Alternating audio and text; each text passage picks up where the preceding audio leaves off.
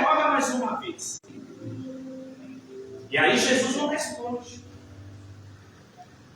Se você ler João 18, do 36 ao 38, você vai ver que não tem continuação de resposta de Jesus. Jesus fica calado. Mas sabe por que Jesus fica calado? Porque Pilatos, quando pergunta o que é verdade, e Jesus não responde, é porque Pilatos estava diante da verdade. Porque a verdade da palavra de Deus é uma pessoa, o próprio Deus vivo. Amém. Então isso aqui não é qualquer livro, é espiritual. Deus é Espírito, de João 4:24. E é necessário que os adoradores o adoram em espírito e verdade, porque Deus busca os verdadeiros adoradores, os que adoram em espírito e em verdade. A irmã ressaltou no começo do culto, citando Gálatas capítulo 5, versículo 16 e 17, o confronto entre a carne e o espírito, e Paulo adverte que nós devemos andar em espírito, porque se nós andamos em espírito, jamais a gente vai dar razão, lugar para a carne. Mas a vida cristã é uma guerra. Mas não é uma guerra visível. Essa guerra é espiritual. E ela é travada até o retorno de Cristo. Então aprenda e entenda que enquanto Jesus não vir buscar a sua igreja, eu e você vai ter que lutar espiritualmente para que nós permanecemos na presença do Senhor. Porque Jesus, ele deixou claro, de Mateus 7, 13 e 14, que eu já citei, que entrar pela porta estreita e apertando é o caminho. Há uma guerra. Em Mateus 11, 12, Jesus diz que desde os dias de João Batista até os dias de hoje, o reino dos céus é tomado à força e quem usa da força se apoderará dele. Ou seja, o evangelho, a vida cristã não tem facilidade. Lembra que Jesus, quando ele prega o evangelho a toda criatura, de Mateus 16, 24, quem quiser me acompanhar, quem quiser me seguir, nega a si mesmo, toma a sua cruz e siga. Viver uma vida com Deus é uma vida de renúncia. E sabemos aqui que não é fácil para ninguém. Porque há um inimigo espiritual e há um inimigo carnal. O inimigo espiritual é Satanás. O inimigo carnal é nós mesmos. É a nossa natureza. Porque a nossa natureza não se inclina à palavra de Deus. É só você ler Romanos 5, versículo 7. Que a natureza não se submete à lei de Deus e nem pode obedecê-la. Mas Pedro, ele adverte que nós, que estamos caminhando na fé, precisamos crescer. Crescer na graça e crescer no conhecimento. Graça, sabemos que é um favor divino de Deus, um favor imerecido em nossa vida, ou seja, nós não merecemos essa graça. Mas o sentido aqui de graça é de ter a graça, a presença do Senhor, ou seja, o brilho do Espírito Santo em nossas vidas. Mas isso não é conquistado de qualquer jeito ou de qualquer maneira. É através de um relacionamento. Porque para ter intimidade com o Espírito Santo precisa de relacionamento. É igual quando você faz uma amizade. Você conhece, se torna colega e vai se conhecendo, conversando, compartilhando. E passa o tempo e vocês se tornam amigos, amigas. Através do diálogo, da conversa. E com Deus é a mesma coisa. Então a graça aqui no texto se refere à oração. Precisamos crescer na oração. Precisamos orar. Porque sem oração, sem orar, não tem como ter relacionamento com o Senhor. E veja que há um texto triste da Bíblia. Um texto muito triste. Porque, amados, nós estamos acostumados a ouvir uma pregação que Deus só é amor. E verdadeiramente Deus é amor, de 1 João 4,8, Deus ele é amor. E as características desse Deus de amor, em Joel capítulo 2, versículo 13, pois ele é misericordioso e compassivo, muito paciente e cheio de amor. Verdadeiramente Deus ele é amor. Mas esqueceram de ressaltar, Hebreus 12, 29, que o nosso Deus é fogo consumidor. E fogo aqui significa que ele é justiça.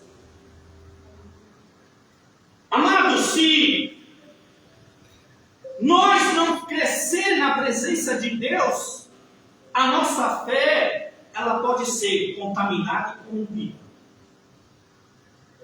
Crescer na graça e no conhecimento através da oração, e o conhecimento é a palavra do Senhor, ou seja, nós temos que dedicar a leitura bíblica das Escrituras e o aprendizado das Escrituras. Lembra que eu disse que se nós não procurar crescer na graça e no conhecimento de nosso Senhor Jesus Cristo, se nós não se dedicar a buscar a Deus através da palavra e da oração, naquele grande dia que nós vamos prestar conta com o Senhor, a gente pode ouvir o texto mais triste da Bíblia. Mas qual é esse texto, pastor? Mateus 7, versículo 23. Eu nunca vos conheci, apartai de mim, vós que praticais iniquidade. Mas qual é o contexto, pastor? Está no versículo 21, Mateus 7, 21, para nós entender o 23. A narrativa do capítulo 7 de Mateus é Jesus contando as parábolas. Em Mateus 7, 21 ao 23, ele diz que nem todos que me dizem Senhor, Senhor, entrará no reino do céu, mas aquele que faz a vontade do meu Pai que está no céu. E muitos me dirão naquele dia, mas Senhor, em teu nome nós profetizamos, em teu nome nós expulsamos demônios, operamos milagres e maravilha. Olha que milagres e maravilha é algo que a ciência não pode explicar. Esses vão estar diante do Senhor e vai ouvir da boca do Senhor: eu nunca vos conheci. Amado, pare e pense. A pessoa passou a vida toda na igreja, nos cultos, nos ensinamentos, nos entretenimentos, congresso, festividade, trabalhou em prol do reino, expulsou demônios, pregou, ensinou, curou. E está diante do Rei da Glória naquele dia e ouvir da boca do Senhor: eu nunca vos conheci. Porque hoje se prega o evangelho por fama e glamour, se pastoreia por dinheiro, por fama, reconhecimento humano. Tem a aplauso dos homens, tem o mérito e o reconhecimento dos homens. E o céu? Será que o aprova? E o Rei da Glória, o dono da obra, Jesus Cristo, que pagou o preço na cruz do Calvário, por mim e você hoje estar aqui, adorando, glorificando e falando do amor dele. Porque, como Jesus diz em Mateus 16, 26, que adianta o homem ganhar o mundo inteiro e perder a sua alma. Então é muito sério. Se nós, como igreja de Cristo, não crescer na fé, não crescer perante a palavra e oração, ou seja, se nós não oramos, nós não temos intimidade. Se nós não lemos a palavra, nós não temos conhecimento. Se nós não temos conhecimento, como é que a gente vai discernir se a mensagem é genuína, é bíblica? É o Espírito Santo que está usando o pregador. Se nós não oramos, não temos intimidade com o Espírito Santo, como é que a gente vai discernir se muitas das manifestações é verdadeiramente o Espírito Santo de Deus? Por isso que Pedro nos chama para crescer na graça e no conhecimento, crescer na oração e crescer perante a palavra.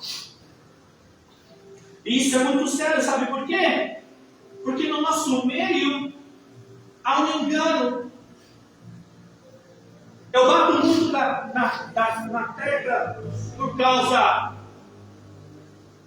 dos entretenimentos. Eu não sou contra fazer um congresso, uma festividade, uma campanha. Eu não sou contra, irmão. Eu participo, eu sou convidado a pregar. Mas eu só tenho apenas um questionamento. Nós só sabemos prestar culto ao Senhor se tiver entretenimento. Se tivermos entretenimento, a igreja está cheia, mas se não tiver, a igreja está vazia. É verdade, se tiver uma Deus. festividade, a igreja lota, mas se tiver um culto de ensinamento, não vem ninguém. Verdade, Deus. Se tiver um congresso, muitas igrejas são convidadas, mas se chamar para o culto de oração, para se revestir do poder do alto, não tem quase ninguém. Oh, Deus. Então tem algo errado. Verdade, meu Pai. Será que toda manifestação que nós vemos é verdadeiramente o Espírito Santo ou é a emoção da carne? Porque infelizmente a igreja está sem discernimento espiritual. Verdade, Deus. E o apóstolo João, em 1 João 4:1, ele diz: amados irmãos, não creem em qualquer espírito, antes discerne os espíritos para ver se procede de Deus. E você só vai ter discernimento se você tem intimidade com o Espírito Santo.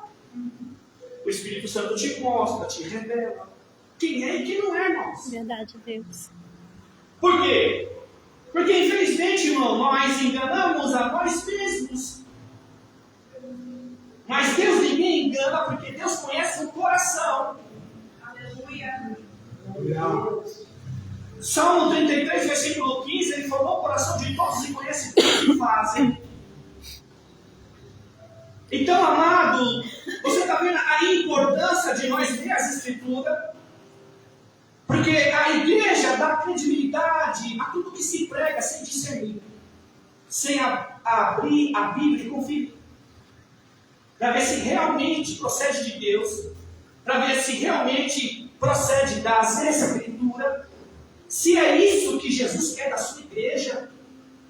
Será que o Espírito Santo está aqui na terra só para ter festas?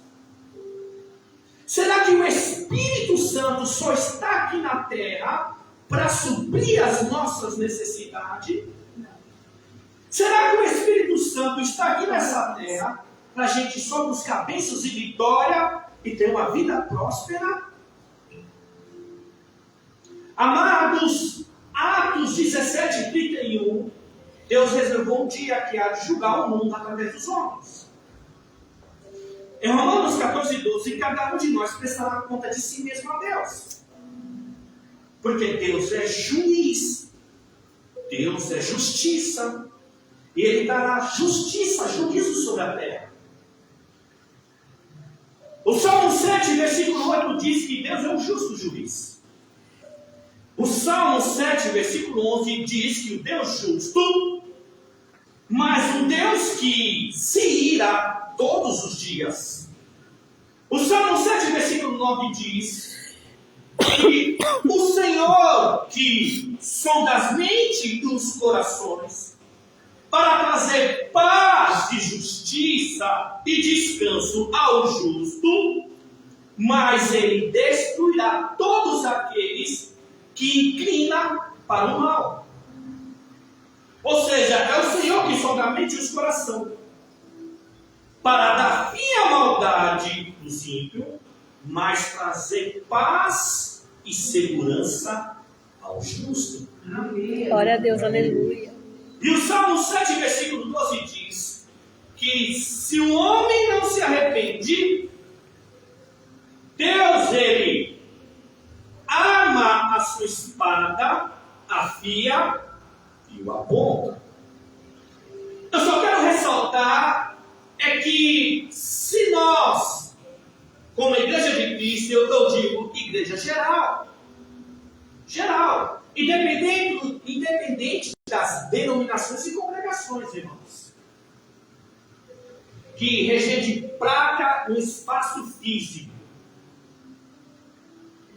Deus. só existe uma igreja. Por quê, pastor? Só existe uma igreja. 1 Coríntios 12, 14, Paulo, ele faz uma comparação. Ele diz que o corpo não é feito por um só membro, mas por muitos. E continuando o texto de 1 Coríntios 12, você desce para o versículo 20. Assim como há muitos membros, há um só corpo. E continuando o texto de 1 Coríntios 12, você desce para o versículo 27, Paulo ressalta que vocês são o corpo de Cristo e vocês individualmente fazem parte desse corpo. Por quê? Colossenses 1,18, Paulo adverte que Cristo é a cabeça do corpo, que é a igreja, que somos nós.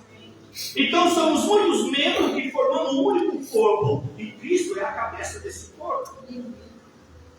E o corpo precisa se alimentar para poder crescer. É igual na vida alheia.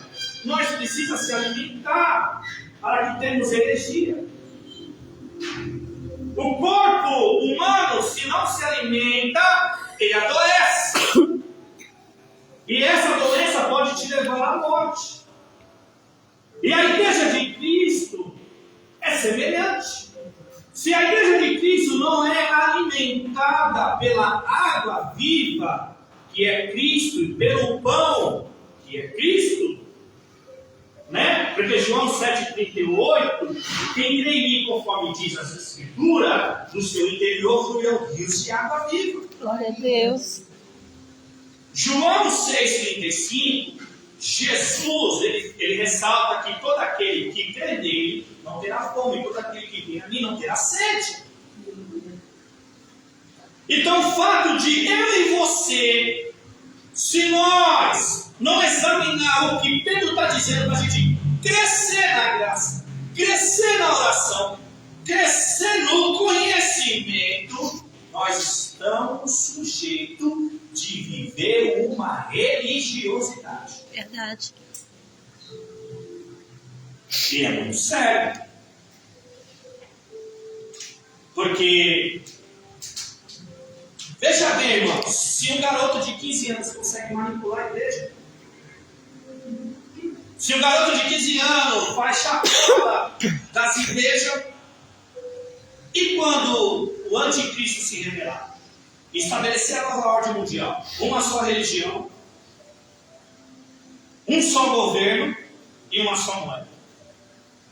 E as religiões vão se unificar, principalmente as igrejas evangélicas. E aí? Como é que vai ser? Se um garoto de 15 anos deita e rola na igreja, faz a igreja de chacota, e está perdendo a credibilidade, o cristianismo está perdendo a credibilidade, e nós precisamos resgatar isso através da pregação genuína, a pregação verdadeira. Mas para isso precisamos crescer na graça e no conhecimento. Para que a gente não venha a ser enganado, para que a gente não venha a ser iludido, para que a gente não venha a ser manipulado, para que a gente não venha viver uma fé doentia. Verdade. Deus ele abençoa, Deus ele cura, Deus ele faz prosperar, mas isso é consequência. Se você ler as Escrituras, Jesus e nem os discípulos propagavam curas e milagres. Eles pregavam a palavra, oravam, compartilhavam do pão, os sinais o acompanhavam, porque eles criam em Cristo Jesus. Então a importância de crescer na intimidade do Senhor através da oração e através do conhecimento da palavra é para que o espírito do engano não venha se manifestar no nosso meio. Verdade, Deus. Porque veja, Olha o que o apóstolo diz. O apóstolo Paulo em 1 Timóteo 4, 1, versículo 1 e 2. Ele diz que nos últimos dias muitos abandonarão a fé e seguirão espíritos enganadores e doutrina de demônio. Tais ensinamentos vêm de homens mentirosos e hipócritas, que têm a mente cauterizada. O que é a mente cauterizada, pastor? É o líder que conhece a palavra de Deus, sabe o que está escrito, mas ele manipula. Ele ludibriia. Ele prega meias verdades.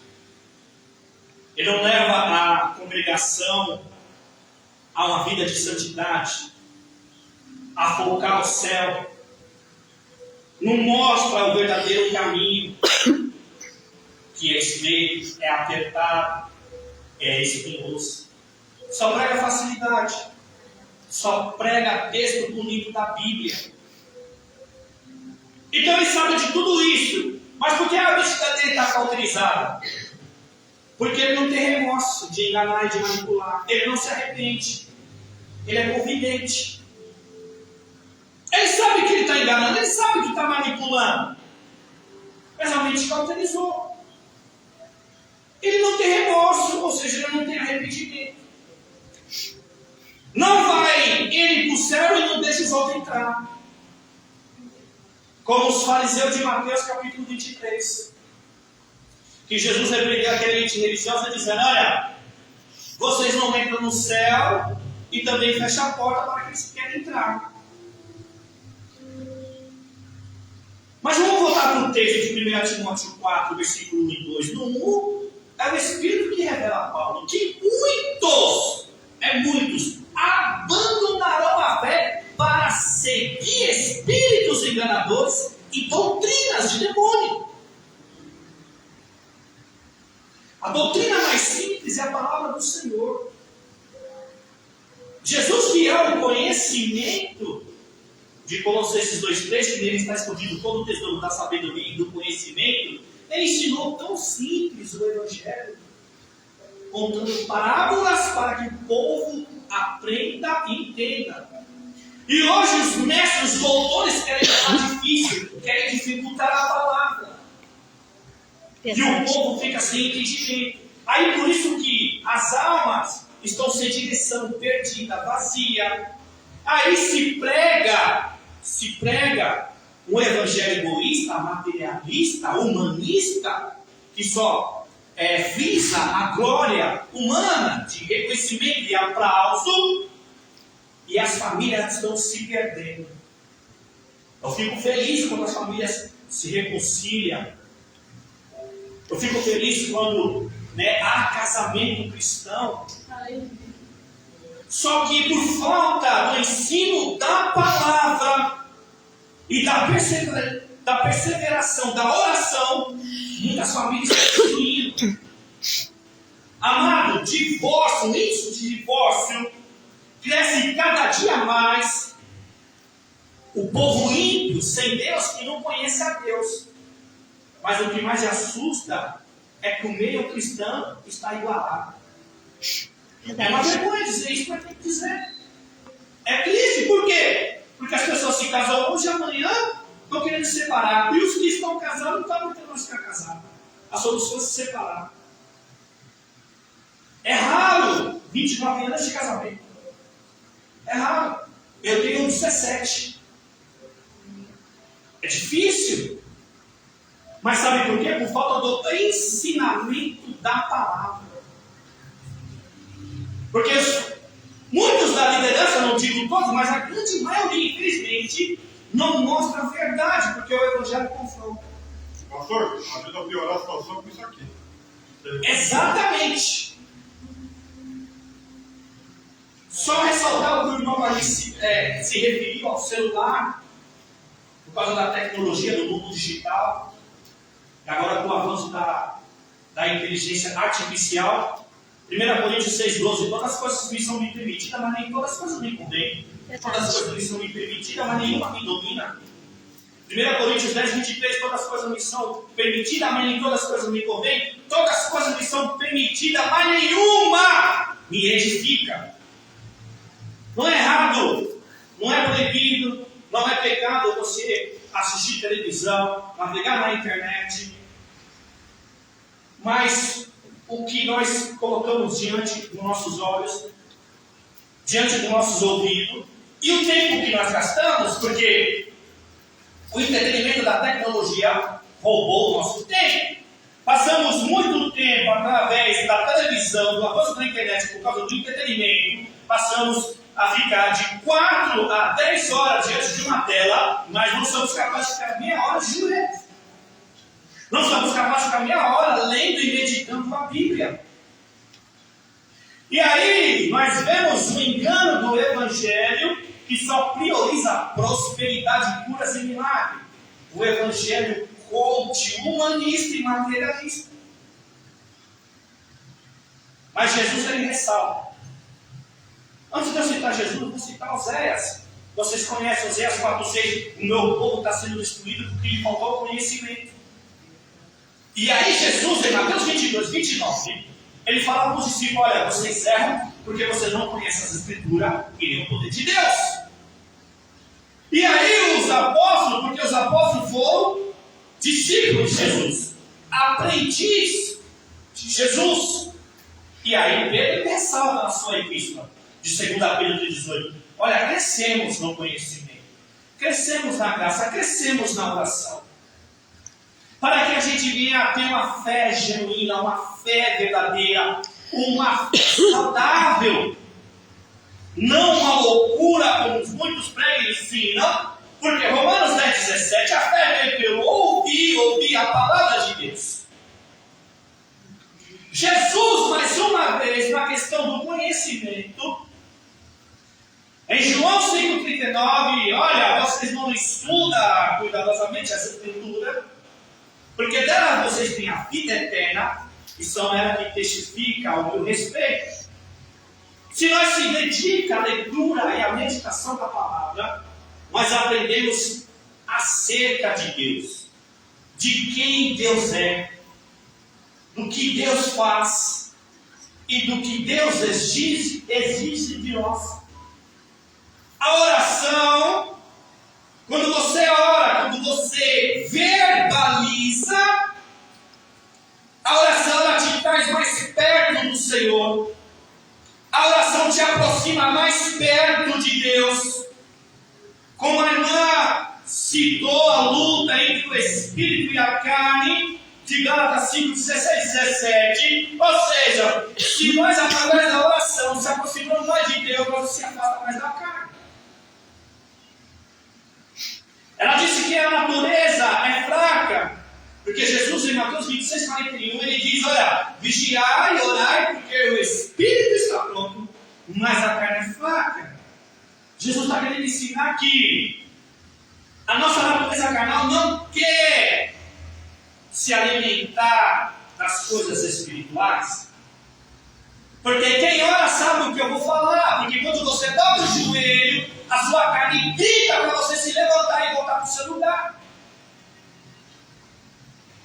Quando você acorda na madrugada, vai para o joelho, a carne grita, estremece, para você voltar a dormir.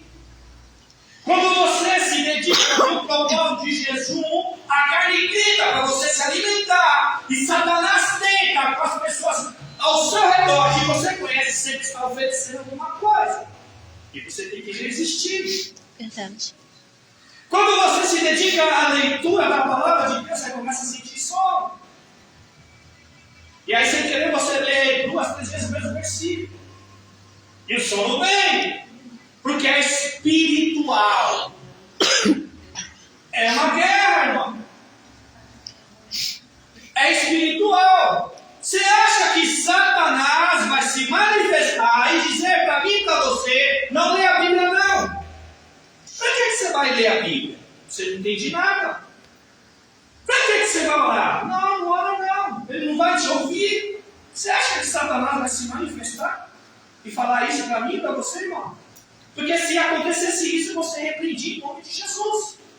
Você expulsaria. Então as armas do inimigo é espiritual, você não tem. Então é cansaço, é preguiça, é dor mesmo na carne. Mas a partir do momento que você começa a perseverar, porque não é fácil, não é porque eu estou falando, eu vivo isso.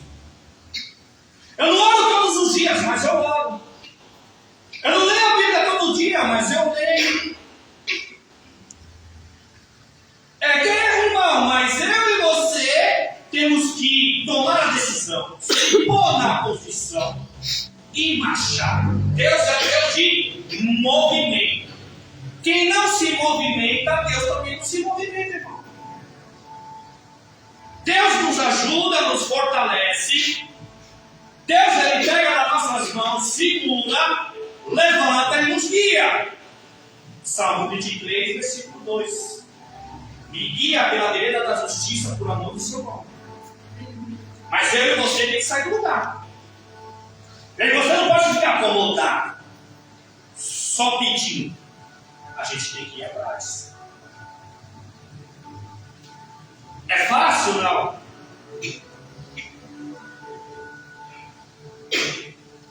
Se fosse fácil, irmão, todo mundo oraria todo dia. A grande maioria jejuava 3, 4 vezes por semana. Mas é guerra. O Espírito Santo que habita em nós nos empurra, nos motiva para a oração, para a leitura da palavra. Mas a carne, ela quer ficar no seu lugar de conforto. Você está me entendendo? A carne não quer abrir mão daquele cafezinho gostoso que nós temos o hábito de comer, ou daquele almoço. A carne não quer levar nós para um lugar secreto, ou seja, descer na olaria. De meditar na palavra é mais fácil, é mais aconchegante ficar sentado no sofá e assistindo televisão. Quantos irmãos estão sentados no sofá assistindo o jogo de Palmeiras e Corinthians? Misericórdia. É verdade. Mas Pedro está dizendo, ó, cresçam na graça, cresçam no conhecimento. Mas é muito sério, irmão. Porque você sabe quem está desviando o povo de Deus? Ou seja, desviando da verdade, porque o povo está dentro da igreja, o povo ouve palavras, ouve louvor. Mas não tem discernimento se o louvor fala do céu, fala de pecado, fala de santidade, honra o nome do Senhor. O louvor é muito mais eu, mim, por mim, que eu tenho que conquistar, que eu não posso ser galo, eu tenho que ser cabeça. Quando dos louvor é sempre mais no homem, ogocêntrico, não cristocêntrico. O culto tem que ser cristocêntrico. Glória a Deus. O culto tem que ser dado a honra, a glória, o louvor ao Senhor. Amém. Eu fico feliz quando começou a convidar a pregar em várias igrejas, e eu gosto de chegar cedo, mas muitas das vezes não trago. Quando eu chego na igreja, eu vejo a congregação priorizando os hinos da harpa cristã, porque são hinos espirituais. De Colossenses 3,17, louvar ao Senhor com salmos, hinos e cânticos espirituais. Glória a Deus. Por quê? Porque os hinos da harpa é cristocêntrico, fala de Cristo.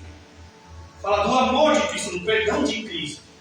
Fala de pecado, contra o pecado, fala de santidade.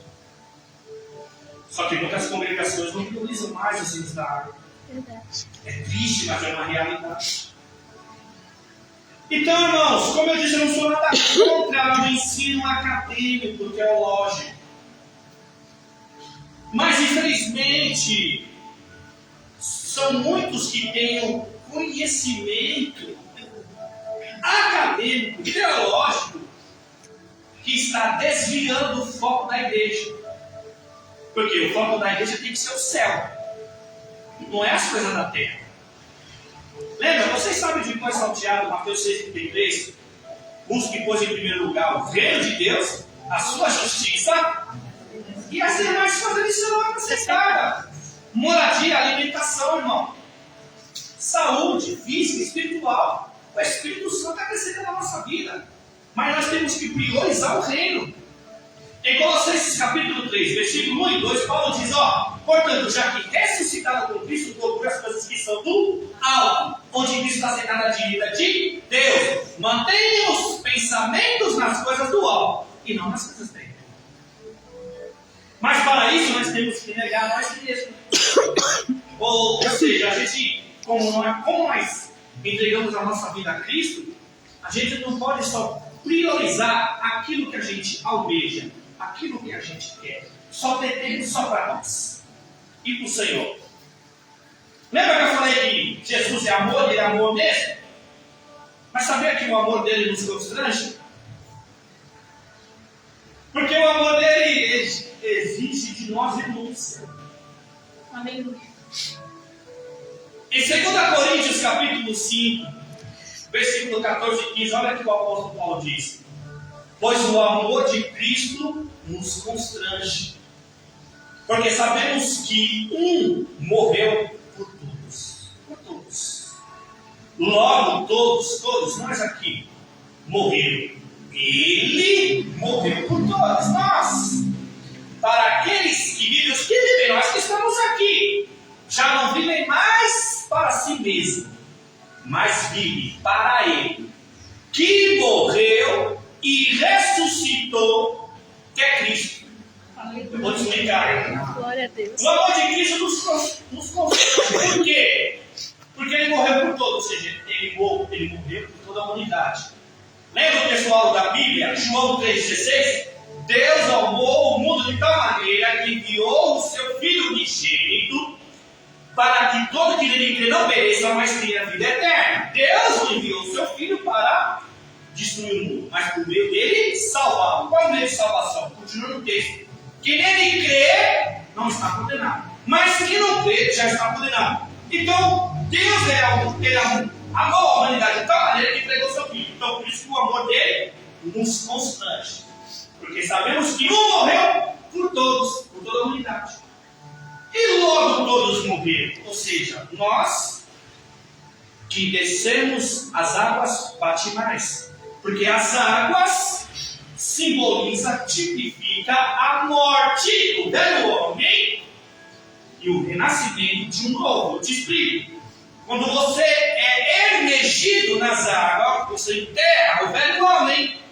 Quando você emerge, você nasce um novo homem, mas você vai nascer esse novo homem para Cristo, viver para Cristo. Ou seja, quando nós tomamos a decisão de descer as águas, é que nós está dizendo, eu não quero mais viver a vida que eu vivia. Eu não quero mais aquela vida, agora eu quero Cristo na minha vida e eu vou viver para Ele, em prol dEle e por Ele.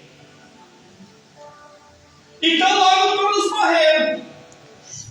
Então o amor dele nos constrange. Por quê? Porque Cristo quer que nós tiremos tempo para Ele. Que nós venhamos priorizar mais Ele. Buscar mais Ele. Perseverar Ele. E ressaltando o que a irmã disse no começo, de pregar o Evangelho. Porque, irmão, nós que somos cristãos aqui, você prega o Evangelho, se ensina. Evangelho é pregado para quem não conhece. Por quê, pastor? Porque Evangelho do grego significa as boas novas. Como é que eu vou trazer boas novas para vocês, sendo que vocês já conhecem? Vocês já entregaram as suas vidas a Cristo. Então o Evangelho se prega, mas se prega para o pecador, o ímpio pecador que vive nos seus pecados. O cristianismo se ensina. Por quê? O cristianismo tem que ser ensinado para que nós aprendamos a viver uma vida com Deus. Mas para isso precisamos crescer na graça e no conhecimento. E se cresce na graça e no conhecimento através dos ensinamentos da palavra. Se cresce na intimidade com Deus, torna um relacionamento, porque você passa a ter um relacionamento com Deus. E quando você tem um relacionamento com Deus, você tem intimidade. Quando você tem intimidade, o Espírito Santo interage com você, ele guia você, ele fala para você o que você deve fazer. Ou seja, você acaba encontrando o seu propósito aqui na terra. Mas ressaltando que o Evangelho se prega ao pecador, e o pecador que ele não conhece o Evangelho, que muitos de nós não estamos mais fazendo. É obedecer Marcos 16, 15 e 16. E de pregar o Evangelho a toda criatura. Quem crê e for batizado será salvo, quem não crê já está condenado. De Mateus 28, versículo 19 e 20. Façam discípulos de todas as nações, batizando em nome do Pai, do Filho e do Espírito Santo de Deus, e ensinando a obedecer a tudo que eu vos ensinei. E assim estarei convosco até a consumação do século. E eu não vejo isso mais nas igrejas. Eu vejo um crente saindo de uma denominação e indo para outra. Glória a Deus. Eu não vejo as igrejas ganhando almas. Eu não vejo mais discipulando.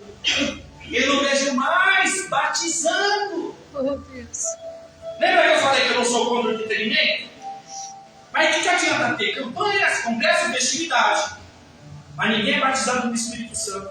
O caráter não é transformado. Se fosse transformado, por que tem tanto escândalo no nosso meio? Adultério, pedofilia, prostituição, roubo nos dízimos e as ofertas, e assim sucessivamente. Eu não tenho prazer em falar isso, mas quem fala é a verdade. De Deus. Se ensinasse verdadeiramente o cristianismo e priorizasse o culto de oração como prioriza o entretenimento, a igreja evangélica teria outras características. Porque, infelizmente, no nosso meio, a credibilidade do evangelho, ninguém mais está crendo. É poucos.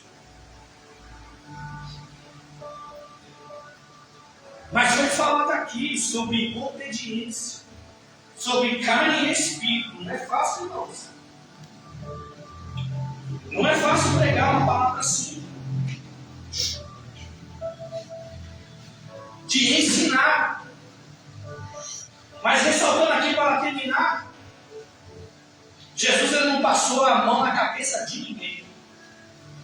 Verdade. Vou dar uma provinha rapidinho, João capítulo 6. Vocês conhecem a história sobre a multiplicação dos 5 pães e 2 peixinhos.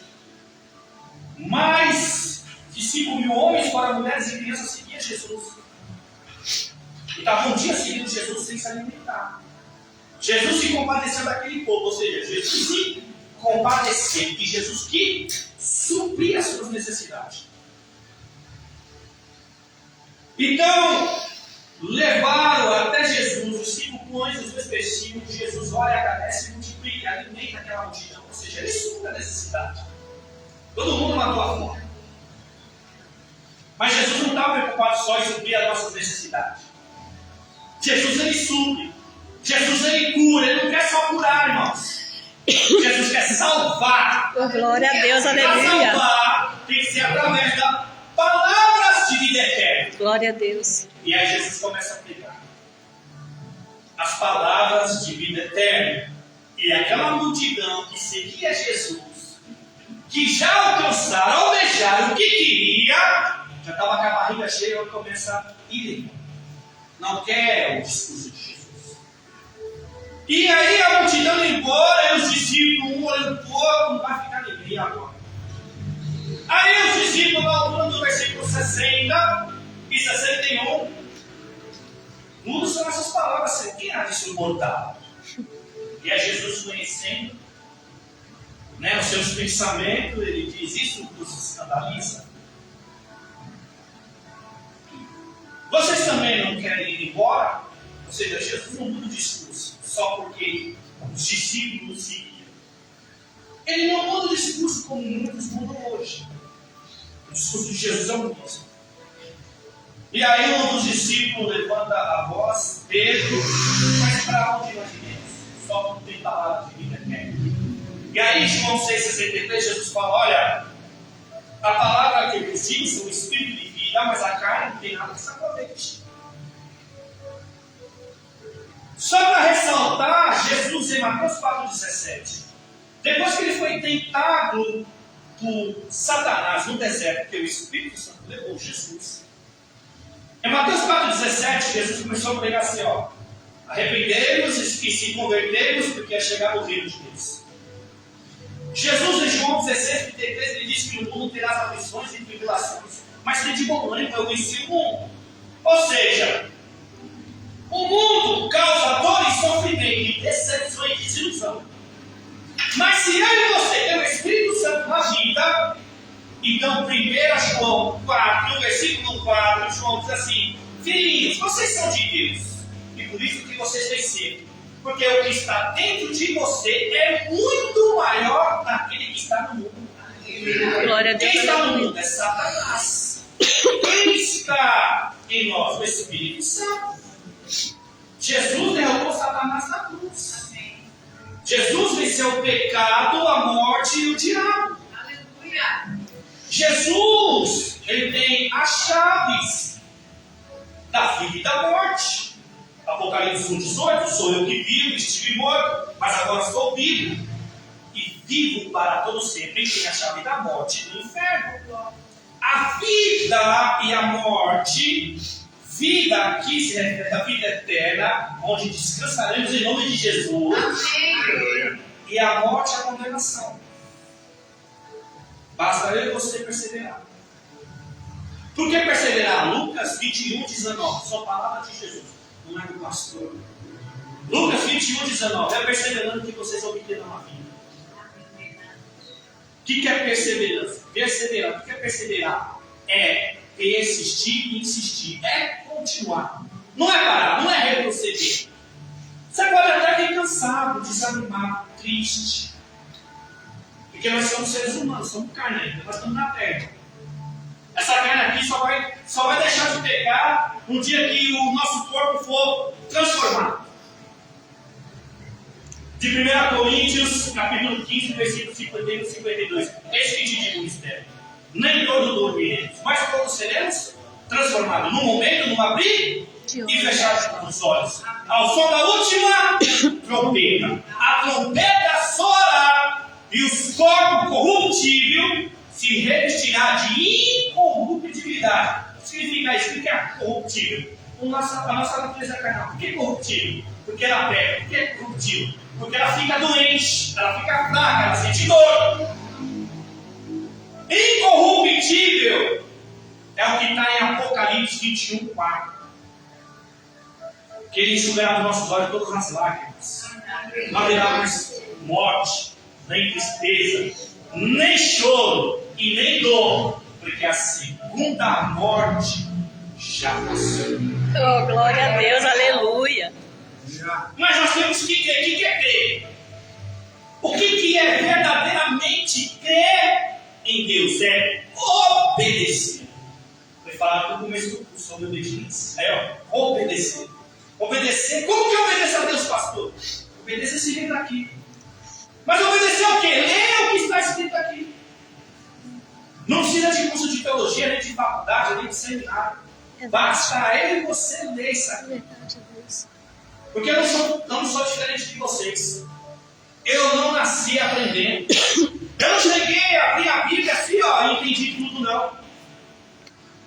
Foi buscando, perseverando, insistindo. Quer que eu revele uma verdade da minha experiência com Deus? Quando eu comecei a ler a Bíblia Sagrada, uma vez eu fiquei com raiva de mim mesmo e taquei a Bíblia em cima da cama. Eu falei, vou ler isso aí, não entendo nada que está escrito. E aí, um dia no culto, Deus usou o vaso, eu era novo na fé, não tinha muito entendimento. E aí o vaso disse que Deus estava me dando aquilo que eu não entendia. Mas eu não entendi nada, eu confesso que eu não entendi nada. Eu era novo na fé, não tinha experiência. E um certo dia, eu voltei a persistir a ler as Escrituras Sagradas. E os meus olhos foi tirado a venda, as Escrituras. Só para eu confessar uma coisa aqui para os irmãos. Eu não suportei a verdade e me desviei. É isso aí que você está vendo.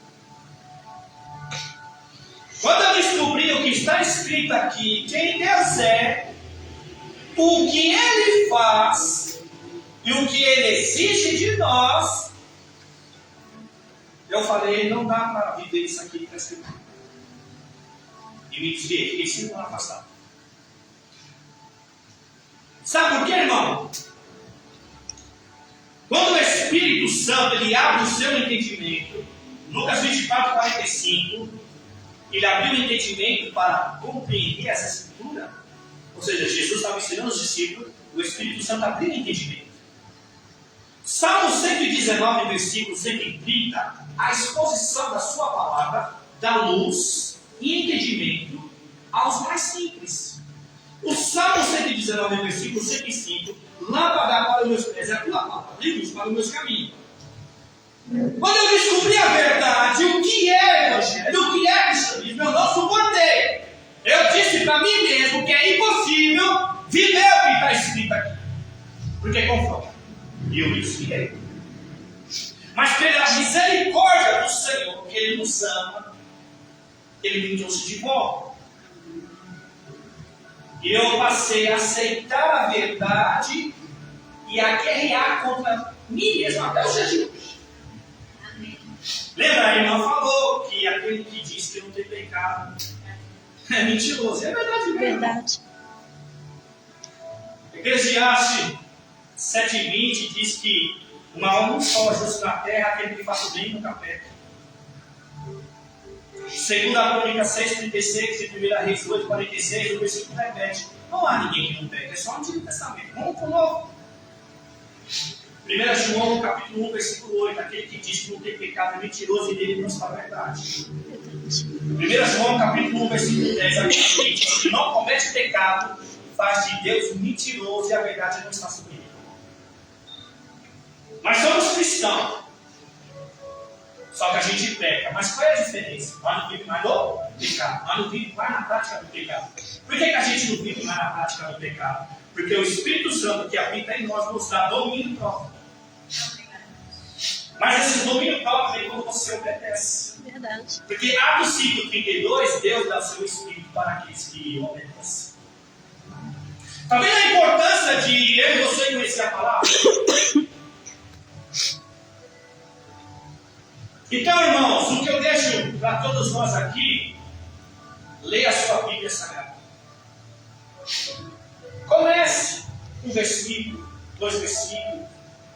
Daqui a pouco você está lendo um capítulo, 2. Daqui a pouco você está meditando. Daqui a pouco você está até memorizando, sabendo de cor. Amém. É só você persistir. Porque é o Espírito Santo quem capacita. É o Espírito Santo que abre o entendimento. Porque lembra que eu falei? A palavra não é um livro só de conhecimento sistemático, teórico e acadêmico. Ela é Espírito. Provérbios capítulo 3, versículo 5 e 6. Confia no Senhor de todo o seu coração e não se apoie no seu próprio entendimento. Reconheça o Senhor nos seus caminhos. 2 Coríntios 3:5, a nossa capacidade de Deus. 2 Coríntios 3, versículo 6 e 7. A nossa capacidade de Deus. E Ele nos capacitou para ser um ministro de uma nova aliança e não da letra. Porque a letra mata, mas o Espírito vivifica. Então, irmãos, não fica acanhado. Eu tenho que fazer teologia. Não sou contra. Quer fazer, faça.